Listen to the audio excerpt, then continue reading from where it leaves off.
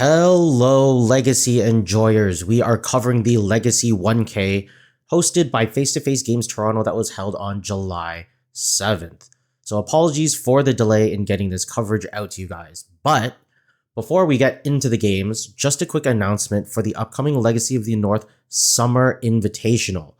This is our Comp REL No Proxy event that we hold 3 times a year where we showcase our local grinders and celebrate our Legacy community. So we will be streaming the event with live commentary, player interviews, and deck text this time around, and you'll be able to tune in and watch the event on Saturday, August 10th at 1 p.m. Eastern Standard Time. The primary stream will be through Legacy of the North sponsor Enter the Battlefield, and you can find that at twitch.tv/ETB Canada. And I'll also be restreaming the event here at youtube.com/@LazyMTG. So we hope to see you in the comment and chat sections on August 10th. So with that out of the way, let's watch some Legacy. So on player one side, we do have Cody playing Cloudpost and Justin playing Mono Red Prison. Looks like both of them are going to take a mulligan down to 6 cards. I'm pretty sure from what I remember, Modern Horizons 3 had been released at this point. Players are still getting used to playing with these cards, mainly because it hadn't been released so long. We do have quite a bit of experience playing against and with these cards now, but because of the delay in my commentary and me being lazy, we are going to see quite a little bit of a discrepancy. So there might be some cards that players in this event aren't playing around that are now common. So we see a couple of crop rotations in Cody's hand. Looks like there's a Vexing Bauble. So this is one of the cards that I was kind of referring to as a hate piece, especially.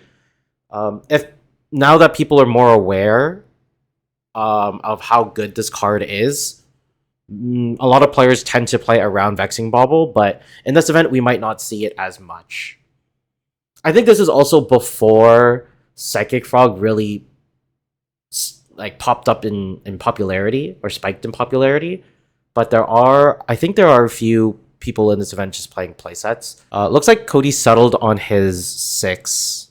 Justin going down to 5. So Cody looks like he has Crop Rotation, Forest, Vexing Bauble, Maze of Ith.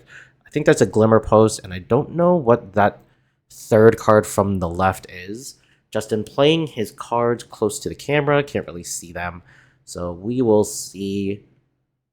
Looks like he is going to keep it, though. Looking at the cards he's going to put to the bottom. He is settling up, and we are ready to go. Here is Cody starting with a Forest into turn 1 Vexing Bauble. So for those that I'll throw a card up into the middle of the screen, but yeah, you guys all should know what Vexing Bauble does by now. Den of the Bugbear comes down from Justin, going to pass the turn after that. Cody then going to follow up with a Glimmer Post, going to gain 1 life, pass back to Justin. Justin going to start the turn off with an Ancient Tomb, go down to 18. There's a Fable of the Mirror Breaker, going to generate a 2/2 Goblin Shaman token that whenever it attacks, you create a treasure. Cody is just going to cycle away this Vexing Bauble. So he pays 1 mana to sacrifice it, and he draws a card. He's going to draw a Disruptor Flute off of the Vexing Bauble draw. All right, going to go into his turn. I think he picked up another Forest. I'm not sure. It looks like there is a green bordered card in his hand. Looks like it's a retro foil. There's a Maze of Ith for the land for the turn. So this is going to nullify some damage, but the Goblin Shaman's still going to be able to get the attack trigger. There is a Disruptor Flute from Cody. There's not a lot of decks that run Fable of the Mirrorbreaker and Den of the Bugbear, so you're going to most likely assume that Justin is on Mono Red Prison. You can name something like Goblin Bombardiers. I don't know how to say that regularly. You can also name the flip side of the Kiki-Jiki, so that you don't really need to worry about it. Sorry, the reflection of Kiki-Jiki is the... Okay, so I assume that Cody is... Yeah, there it is. He's named the Broadside Bombardiers. On the second chapter, after Justin draws, he's going to pitch 2 Bombardiers to draw 2 more cards. He is going to tap for 3 mana, puts him down to 16. And there's a Blood Moon. This really gonna slow down Cody. He did tap the green source, so he can't crop rotation this Maze of Ith. The Maze of Ith cannot be activated because of the Blood Moon. So Justin gonna get a free attack here. Gonna get a treasure token, and then Cody should be going down to 19 after taking the damage. And I assume Justin's gonna pass the turn. Not much to do with 2 mana. Yeah, gonna send it back. Cody going to draw for his turn. Looks like he picked up a Boseiju. Pretty nice answer to the Blood Moon. Drops down Forest as the land for the turn. It is an Elvish Spirit Guide in his hand. And it looks like there's double Boseiju. So I think I guess I was wrong. I mistook the Elvish Spirit Guide as the foil retro border. But his hand should be Elvish Spirit Guide, crop rotation, double Boseiju.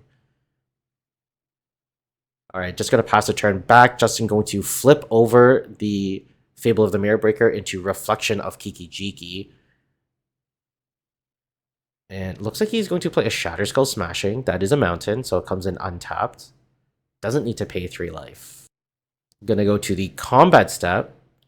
Goblin Shaman going to attack. Trigger is going to resolve. There's a Boseiju. This is gonna unlock the Maze of Ith.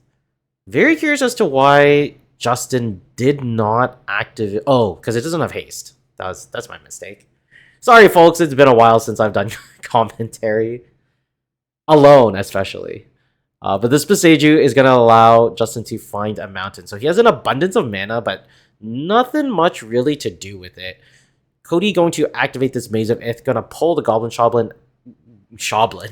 pull the Goblin Shaman out of combat. Not going to take that 2 points of damage. And kind of just sitting on this crop rotation. I assume Cody's going to get rid of the Maze of Ith and turn it into something better. Justin not really applying too much pressure. There's 4 mana. Going to play the One Ring. Ooh. Okay, so this is going to keep Justin in the race here and allow him to kind of find some more credible threats. After playing the One Ring, he's just going to pass. Cody going to draw for his turn. Finds... Was that Mana Confluence? Sorry, Planar Nexus. This is the new land. I will throw a card up on the screen, but basically the whole gimmick with this card is it is all non-basic land types. So meaning this is an Urza's Power Plant and an Urza's Mine. So if Cody is playing this version, I assume he's also playing Urza's Tower. So this is a 2-card synergy between Urza's Tower and Planar Nexus that allows you to tap for 4 mana because the Planar Nexus is Urza's Power Plant and Urza's Mine. The Urza's Tower then taps for 3 mana, and then the Planar Nexus taps for 1 by itself. I believe it also filters mana, but I don't think that's the relevant text. It does come in handy sometimes, but not too often. At the end of Cody's turn, Justin channels the Sokenzen Crucible of Defiance, I think is the name. Creates 2 1/1 spirits just to apply a bit of pressure here. Activates the One Ring, draws 2 cards. Now going to activate this Reflection of Kiki-Jiki. Going to copy a Goblin Shaman. I wonder if there's any mainboard ways to interact with artifacts in this mono red prison list. If there was, I'm not a huge fan of pitching both of the Broadside Bombardiers, but we'll see. There's a Chrome Mox from Justin, exiling Shatter Skull Smashing, so that's going to be another red mana that he has access to. And here is an Ancient Tomb tap with the Chrome Mox. Is this another 4? Going to activate Den of the Bugbear. Okay, so now we have a pretty sizable clock. So Den of the Bugbear is a 3/2, I believe. So he's coming in for 6 damage, 7, 8, 9, 10. 3 1/1s, the 3/2, and then 2 Goblin Shamans. So he should be getting 2 treasures as well. There's a Maze of Ith activation, going to pull the Den out of the combat step, so bringing that down to 7 points of damage. Here is a Chalice of the Void on 1. Finally going to use this crop rotation. Yep, going to rotate the used Maze of Ith. And do we find Glimmer Post? I think another Glimmer Post. So we do see Karns. There is more than one Vexing Bauble as well. And one Rings. Wow, there's a Tabernacle in there as well. Okay, so we find a Cloudpost. For those of you that don't know, this is a timeless classic. It's the legacy version of Tron, it's commonly touted as. Where you can tap it and you generate 1 mana for each locus you control. And that is a type of land. So Planar Nexus is a locus. That means he has 3, the Cloudpost, the Glimmer Post, and the Planar Nexus. So that Cloudpost does tap for 3 mana. Cody going to draw after letting the Chalice resolve. Do we play the Elvish Spirit Guide? Okay, finds the Vexing Bauble. Gonna get countered by the Chalice of the Void. Looks like he's just gonna pack it up. Can't deal with this massive board. Yeah, that's a really hard position because the Tabernacle in that case doesn't really do much because Justin just had so much mana. So he could have just paid the tax for each of them. And if not, he still has to deal with the 1 ring and prevent Justin from continuing to just gum up the board. Okay, so we will see you guys for game number 2. Okie dokie, here we are for game number 2 in round 1 of this face-to-face 1K.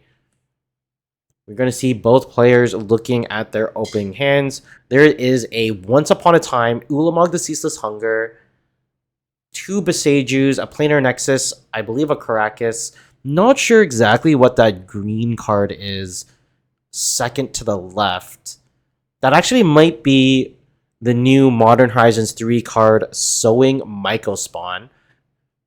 Not good enough for Cody. He's gonna ship it. We did get a quick glimpse at Justin's hand, but I was not fast enough to see it. I believe there was a couple, at least one ring in that hand. And I think there was a Sokenzen as well. But we will have to see. Going to go down to 6. Show us what we got. Crop Rotation, Forest, Dismember, Glacial Chasm being put to the bottom, Wasteland, Elvish Spirit Guide, and I think that's a Once Upon a Time in the hand. Alright, start off with the Once Upon a Time. Cody's going to look at Maze of Ith, Karn, Urza. There's 2 Urza's Tower. I kept want to say Urzatron. Okay, so Maze of Ith, Karn, Tower, Forest. Alright, finds Urza's Tower. Is it going to be his land for the turn? It is going to be a land for the turn and just going to pass. Justin going to take the top card of his deck, draw it. Going to start off with a City of Traders. There's a Simian Spirit Guide. There's a quick Magus of the Moon. Beautifully foiled there.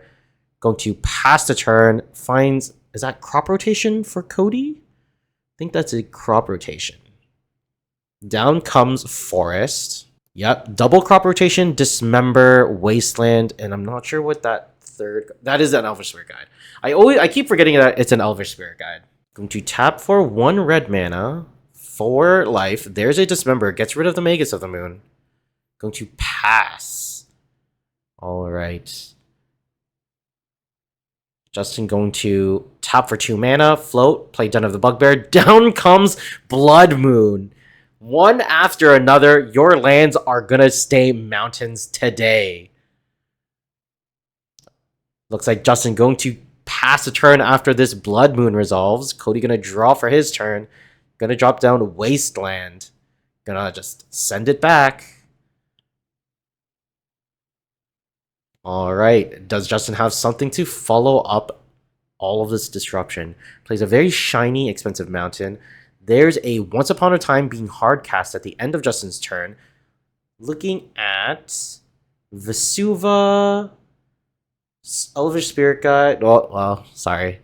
I was not quick enough on the draw there. Cody just going to pick up Vesuva. Vesuva? How do you pronounce this card? I'm pretty sure it's Vesuva. Alright, Cody going to untap. Adds the Vesuva to the hand. That was a Beseju, I believe. There is a Beseju. Cody rips the Besejus whenever he needs them. So I think you can come down. I think you can activate the Beseju, get rid of the Blood Moon, and then waste away the Ancient Tomb. I think that might be a decent line of play. Yes, looks like that's exactly what he's going to do. Justin going to come out with a mountain on the other end of this interaction. Down comes Vesuva. Going to copy Forest. I'm not too sure I'm a big fan of that play. If, is there no other land in his hand? I thought he had one more, but I could be mistaken. If anything, I probably would have... I apologize for the glare, firstly. But I think I would have saved that Vesuva for something else. Oh, but I guess he could be thinking about crop rotating it away. But I think at this point, because you don't have Karn, like, I'm not sure how much of a fan I am of the Urza's Tower Planner Nexus interaction. It's very easy to get Karn this way, but if you don't have the Karn, I don't want to crop rotate into it because the Planar Nexus isn't really doing anything much more than that. There's 4 mana. Is this a 1 ring from Justin? It is a 1 ring. So Justin down to 18, Cody at 16. But Justin, I would probably say, is ahead at this point in time. Being able to resolve this 1 ring and just constantly being able to draw to your outs or drawing more disruption is a really good. Wow. Okay, Cody draws an Ulamog. This is a really good answer to the 1 ring if you can cast it. All right, he's just going to pass the turn. Going to wait to use these crop rotations. Justin going to activate the 1 ring at the end of Cody's turn. Going to lose a life at the beginning of his turn due to the burden counters. Going to activate the 1 ring again. Going to draw another 2 cards. So within the span of 20 seconds, Justin has drawn 4 cards. And doesn't need to discard any. This card is super fair. Is it the land draw? Okay, there's a Chrome Mox. Exiles Simian Spirit Guide. That is a very common interaction that you will find. There's a Chalice of the Void on 1. Most likely going to have to fire off both of these forests. Going to tap for 2 green mana, sack the Vesuva. Yep, so he's floating 1. Could have done this so you don't have to float 2 mana. You could just activate the Vesuva, sacrifice this. Wow. Gonna activate the Vesuva. Sorry. Gonna tap the Vesuva for green mana and then sack the Vesuva. So he is gonna find a Planar Nexus. This is gonna be representing 5-6 mana or 5 mana on his turn. So if you go for... Wow, okay. So he's gonna try to go deep and try to get this Ulamog into play. There's another Urza's Tower. So 7 mana represented. Each Urza's Tower taps for 3, and then the Planar Nexus taps for 1. Alright, so this Chalice of the Void is going to resolve.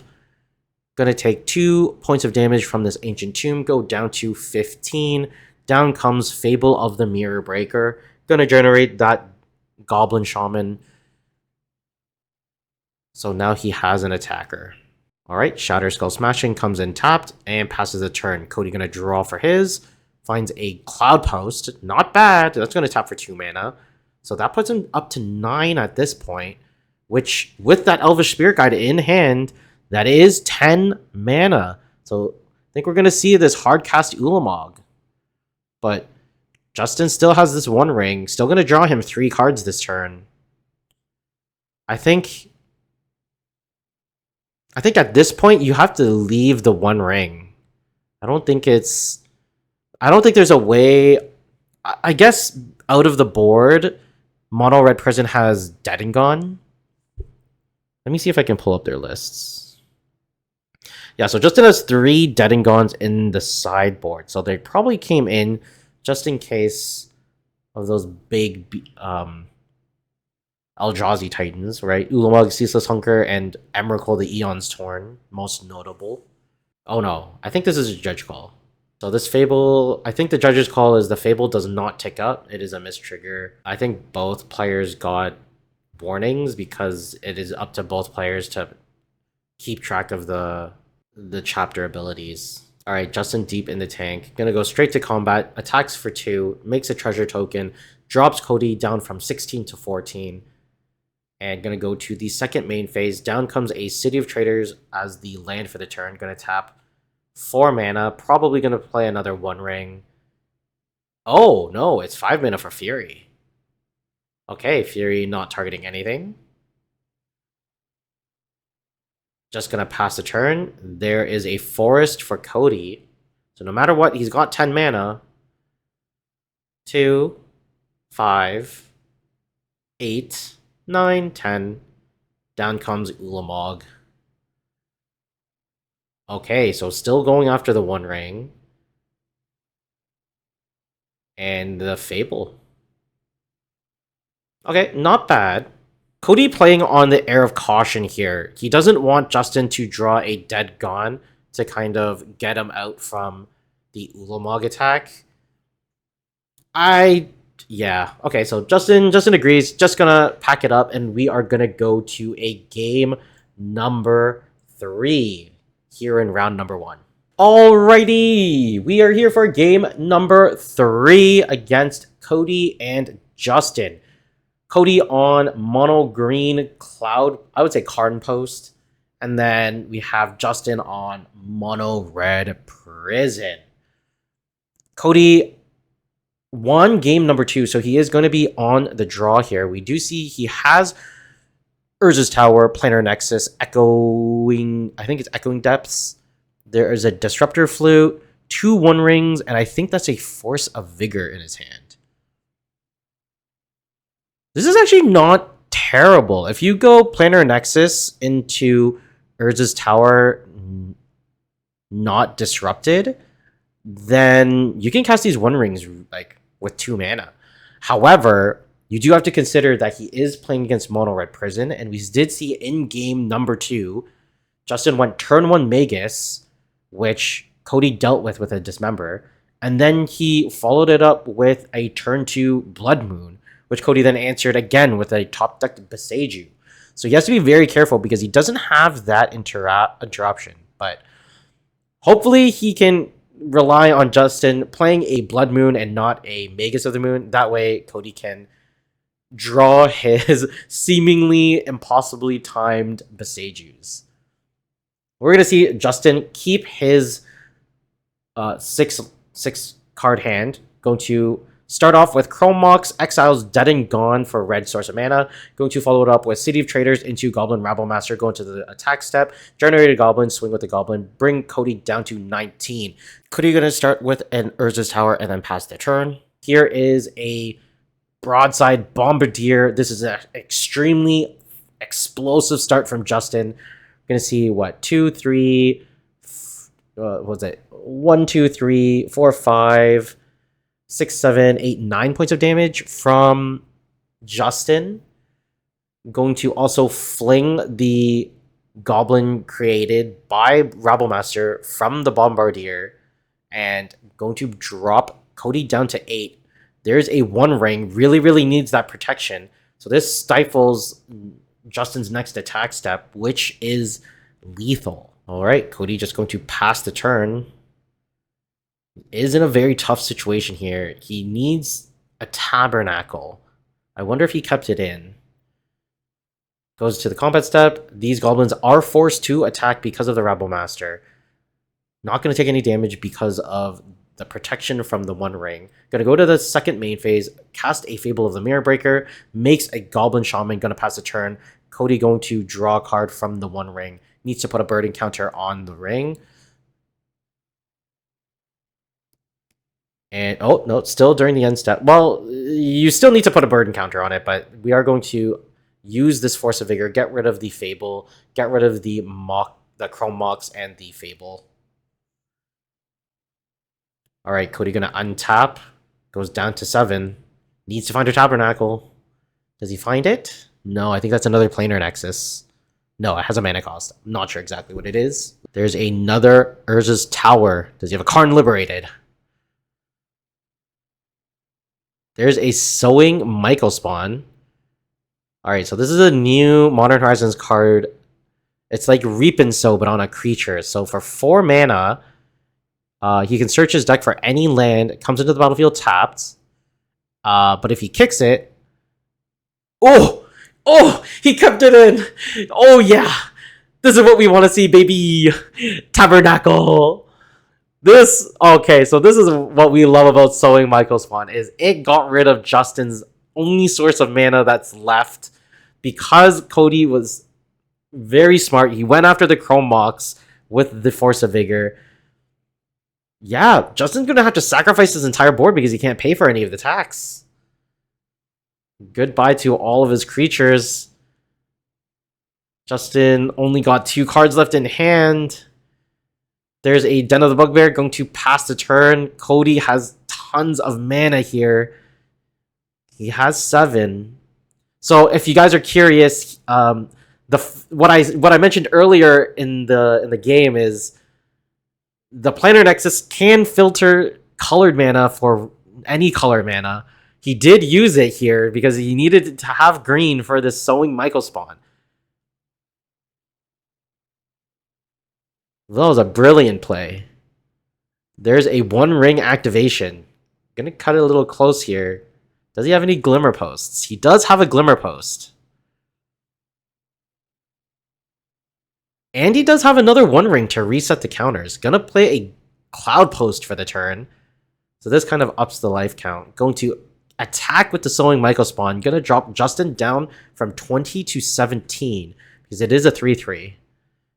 Cody gonna tap for 6 mana or 7 mana? Yep, okay, there's a 1-ring. Gonna reset the counters. And there's a Disruptor Flute. Probably named Broadside Bombardier. Not sure exactly what you would name in this kind of situation. Magus. Oh, okay, so his name is Magus of the Moon. The reason why is Disruptor Flute isn't just Pithing Needle. It also taxes the card that's named. All right, Justin finds a card off the top of his deck, goes and plays Chromox, exiling Simian Spirit Guide, going to tap his 2 sources of mana for a Chalice of the Void on 1. He is now handless in a very tough situation. Cody draws another Glimmer Post, so he has 2 Glimmer Posts in hand. That is enough to keep him in this game, although he is in an overwhelming position here since Justin has 0 cards in hand. This Tabernacle saved the day, cleared the way, and now Cody is just slowly gaining life back up and slowly beating down with this Michael spawn. I don't think he needs much else. If he can find an Eldrazi Titan, that would be more than enough, but Justin, yeah, just slamming his cards onto the table as they come. This is one of the downsides of the mono red prison is you're all in on your opening hand. That's why they mulligan so hard. And if it's not good enough to close out the game very quickly, then it might be game over if your opponent can deal with it. All right, so this Glimmer Post is being tapped to pay for the Sowing Michael spawn. There is an Eye of Ugin. That's going to allow Cody to search for whatever he needs. Probably just going to be an Emrakul of the Eon's Torn so that he can get that extra turn and then annihilate his opponent with the attack trigger. Activate the 1-ring, draws 2 cards, going to go to combat, brings Justin down to 11. And I assume he's just going to pass the turn. Yep, Justin going to draw. Not much he can do here. I think this might just be too late. The Sowing Michael spawn showing its worth. There's a Shatterskull Smashing, gonna Lightning Bolt himself. Activate Den of the Bugbear. Swings for 4 points of damage. Brings himself down to 6. So Cody at 4, Justin at 6. Here's an Eye of Ugin activation at the end of Justin's turn. Okay, so it could just be Ulamog. It's easier to cast. Yeah, there's Ulamog. Wow.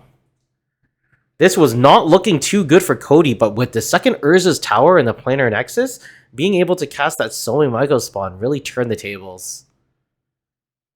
That's what we like to see. Alright, goes down to 2. Gonna pay 1 mana for the Sowing Michael spawn. Untap, draw. I think it was another Cloudpost. It was another Cloudpost. There's a Glimmer Post, going to gain some life, gain 4 life. There's 2 Glimmer Posts, a Cloudpost, and Planar Nexus. Brings him back up to 6, making it an even 6 all. So that's tapping for now 10 mana, right? That's 3, 6, 7/8, and then Eye of Ugin makes it cost 2 less. The cast trigger for Ulamog is going to eat the Den of the Bugbear and the Chalice of the Void. This Den of the Bugbear should be in the exile zone, but not sure if it's gonna matter all too much. Does Justin have a Lightning Bolt? Actually, Lightning Bolt doesn't even matter. Is there a Dead and Gone? Even if it's Dead and Gone, then the Ulamog will just continue to eat away at his light or at his board. There's a Broadside Bombardier. Oh, that's 2 damage. Wow, that's only 5 points of damage. Wow. Even in the face of this, Justin fought back and was able to bring Cody down to 1 if this attack goes through. What is Cody thinking about? How much he can do, right?